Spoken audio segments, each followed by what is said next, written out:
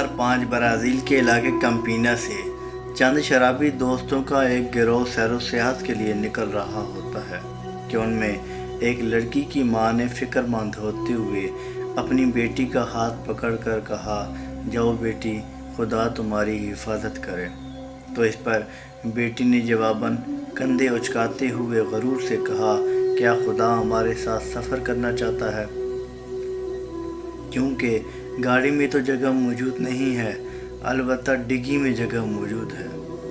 ان کے سفر شروع کرتے ہی چند منٹوں بعد گاڑی بری طرح حادثے کا شکار ہو گئی، لیکن حیرت کی بات یہ ہے کہ گاڑی کی بیک سائیڈ یعنی ڈگی کو کوئی نقصان نہیں پہنچا۔ ٹائٹینک کو بنانے والے تھامس ایڈیسن نے ایک صحافی کو جواب میں کہا تھا کہ اس جہاز کو تو خدا بھی تباہ نہیں کر سکتا، اور اللہ نے ٹائٹینک کو پوری دنیا کے لیے عبرت کا نشان بنا دیا۔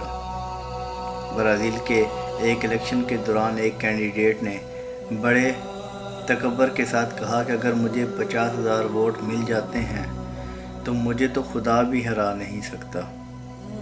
یہ وہ الفاظ ہیں جو فرط جذبات میں لوگ کہہ جاتے ہیں، اور پھر کیا ہوا کہ اسے 50,000 ووٹ تو مل گئے، لیکن حلف اٹھانے سے پہلے اس کی موت واقع ہو گئی۔ مارلین ڈون منڈرو کی ایک پارٹی میں کچھ عملی کام کرنے کے لیے آئے ہوئے مبلغین میں سے کسی ایک نے کہا کہ مجھے تمہاری طرف خدا نے بھیجا ہے۔ تو ان میں سے ایک عورت نے جواب دیا کہ اپنے خدا سے کہو، اس ہفتے ہمیں تمہاری ضرورت نہیں۔ پھر کیا ہوا، ٹھیک اس بات کے کرنے کے ایک ہفتے بعد اس عورت کی اپنے گھر میں پراسرار موت واقع ہو گئی۔ اللہ اکبر! یہ وقت کس کی رونق پہ خاک ڈال گیا! یہ کون بول رہا تھا خدا کے لہجے میں؟